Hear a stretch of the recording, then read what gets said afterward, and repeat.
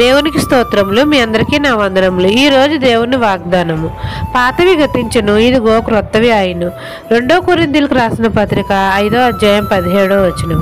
పరిశుద్ధుడైన మన తండ్రి అయిన యెహోవా మనతో సెలవిచ్చినదేమనగా, పాతవి గతించును, ఇదిగో క్రొత్తవి ఆయను అని.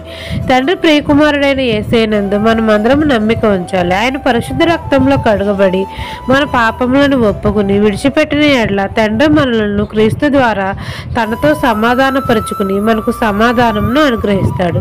క్రీస్తునందున్న మనము నూతన సృష్టిగా చేయబడ్డాము కాబట్టి మన అందరి జీవితాల్లో నెమ్మది కలుగుతుంది. పాతవి గతించును, సమస్తము నూతనమైన దానిగా తండ్రి మన అందరి ఎడల చేయుచున్నాడు. కాబట్టి సంతోషంతో తండ్రికి కృతజ్ఞతాస్తుతులు తెలపాలి. మన జీవితాల్లో క్రొత్తవి ఆశ్చర్య కార్యాలు, అద్భుత కార్యాలు మన జీవితంలో చేస్తాడు మన తండ్రి. ఈ దిన వాగ్దానం మీ నా జీవితంలో నెరవేరాలని కోరుకుంటూ దేవుని సువార్త పరిచర్యలో మీ సహోదరి ఆమెన్.